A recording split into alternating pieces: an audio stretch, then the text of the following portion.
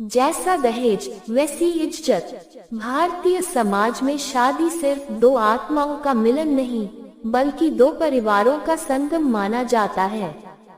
लेकिन जब इस पवित्र रिश्ते में दहेज जैसी कुरीति शामिल हो जाती है, तो यह एक व्यापार जैसा प्रतीत होता है।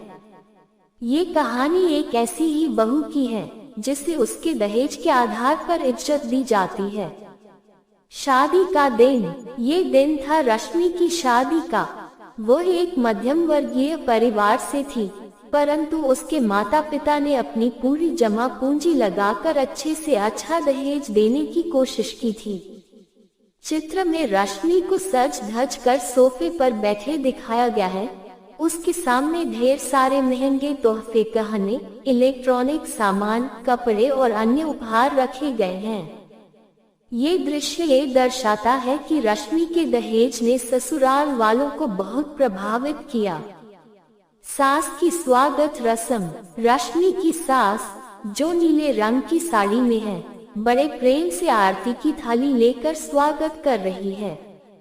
ये दृश्य दर्शाता है कि सास को बहू बहुत पसंद आई है, लेकिन क्या ये पसंद उसके गुणों की वजह से है? नहीं, ये सारा आदर सत्कार सिर्फ दहेज की वजह से है।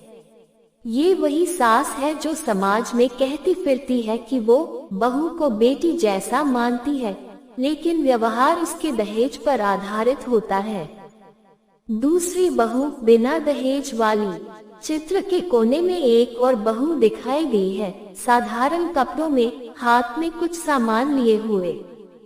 उसका चेहरा उदास है। वह इसी घर की दूसरी बहू है, जिसे पहले बेटे की पत्नी के रूप में लाया गया था, लेकिन उसके पिता दहेज देने में असमर्थ थे।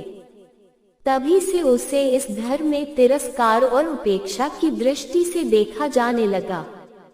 अंतर का व्यवहार। इस घर में दो बहुएं हैं, एक जिसके साथ लाखों का दहेज आया और दूसरी जिसे सिर्फ प्यार और विश्वास के साथ लाया गया।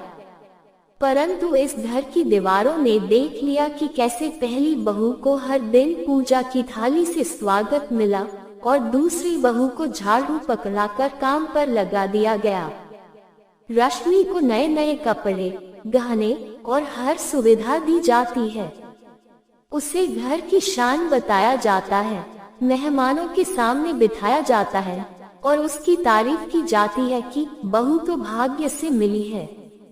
वहीं दूसरी ओर सविता, जो दूसरी बहू है, उसका नाम तक किसी को याद नहीं रहता। समाज का आईना। ये चित्र और इसकी कहानी एक आईना है उस समाज का, जहां इज्जत भी दहेज के साथ तोली जाती है। रश्मि पढ़ी लिखी, समझदार और आत्मनिर्भर थी, लेकिन उसे जो सम्मान मिला वो उसकी शिक्षा या संस्कारों की वजह से नहीं, बल्कि दहेज की वजह से मिला।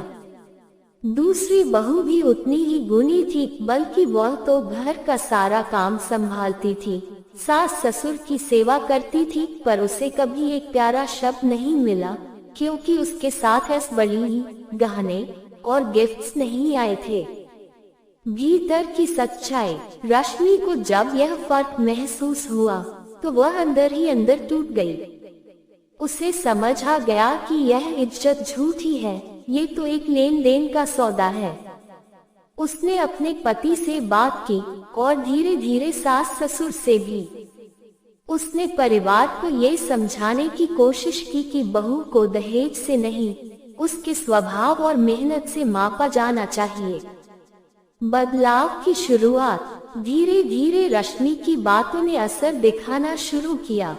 उसने अपने व्यवहार से यह सिद्ध कर दिया कि इज्जत खरीदी नहीं जाती, कमाई जाती है।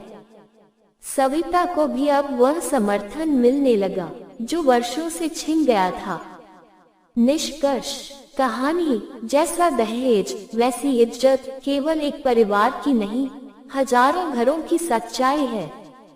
ये चित्र हमें सोचने पर मजबूर करता है कि क्या हम अपने घर में बहू को इज्जत दे रहे हैं या दहेज को। इज्जत किसी वस्तु से नहीं, इंसानियत और व्यवहार से मिलती है। यदि समाज को सच में बदलना है, तो हमें दहेज के इस झूठे मान सम्मान को त्यागना होगा। संभावित संदेश: दहेज समाज का कलंक है। बहू को उसके संस्कारों से पहचाने, न कि सामान से। असली इज्जत प्यार और समानता से मिलती है। एक शिक्षित समाज दहेज मुक्त समाज होता है।